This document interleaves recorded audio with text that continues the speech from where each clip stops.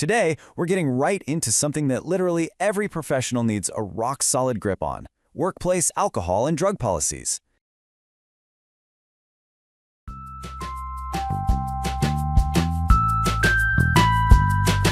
Understanding the hard boundaries around substances is absolutely vital. It's not just about protecting your career, it's about your personal safety and the safety of everyone working alongside you. Here's our roadmap for today. We'll hit the core safety rules, run through exactly when drug testing happens, look at the different types of tests out there, dive into safe medication practices, and wrap it all up with some absolutely crucial reminders. Let's jump in!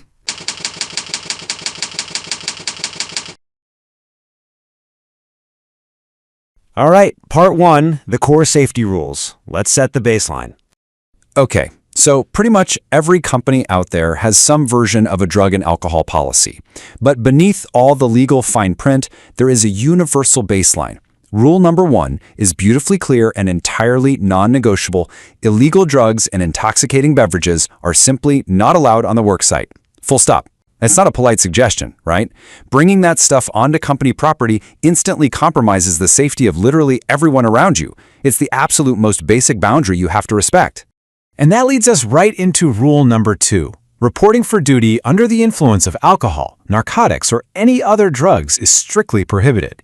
Sometimes people think, hey, I left it at home, I didn't bring anything on site. But showing up impaired, it is treated with the exact same severity.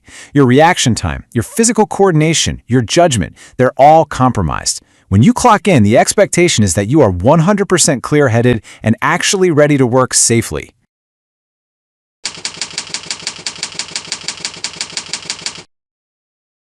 Moving on to part two, drug testing circumstances. Let's talk about when it actually happens. So now that we thoroughly understand the baseline rules, how do companies actually enforce them? Well, testing. And let me tell you, the testing window is incredibly comprehensive.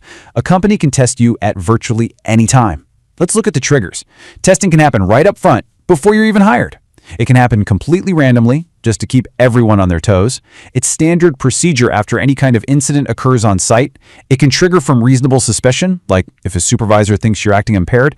Testing can also happen because specific government regulations require it, because a customer requests it before a big job starts, or even when you're returning to duty after some extended time off. Basically, you've always got to be prepared. But here is the absolute bottom line. If you refuse to take the test, the company can and likely will terminate your employment.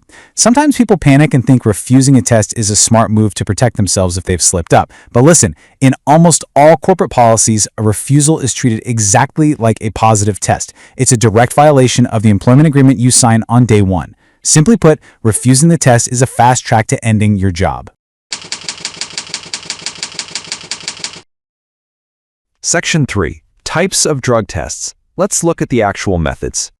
All right, so we know when testing happens, but how are they actually checking? Let's demystify it a bit. First up, urine tests. These are by far the most common because, frankly, they're really easy to perform and incredibly reliable. Then you have blood tests. These are the oldest kind, super accurate, but definitely more invasive since you need a trained medical tech to actually draw the sample. Then there's hair testing. Now this is the one that catches people off guard. Hair follicles can actually detect drug use from up to 90 days in the past. It gives them a massive historical window. And finally, saliva or oral tests. Just a quick swab of the mouth. It's the simplest, least intrusive option, and they can do it pretty much anywhere.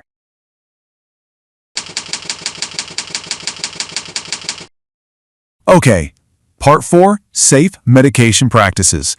Let's deal with the legal curveball. We've talked a lot about illegal stuff, sure. But what about the perfectly legal things sitting right there in your medicine cabinet?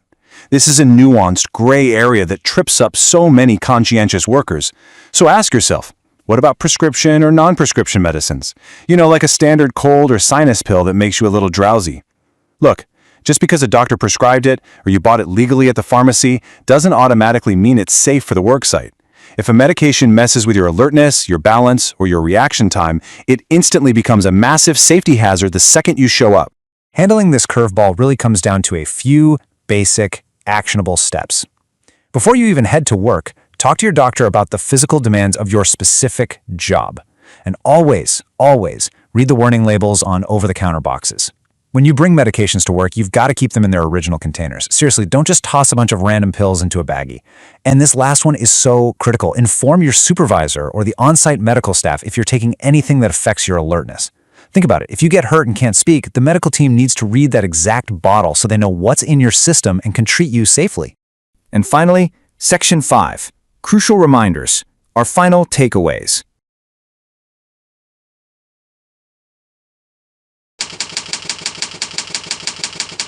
As we wrap up today's explainer, there's one punchy, incredibly important rule to lock in regarding those legal medications.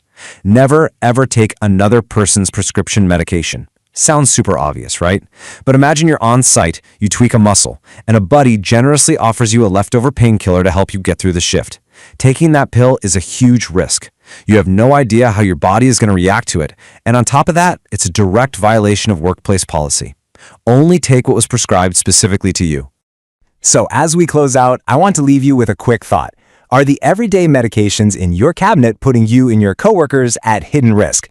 Take a minute before your next shift to actually read the labels on your cold medicine, your allergy pills, or your daily prescriptions. Thanks for diving into this explainer with me, and I'll catch you next time.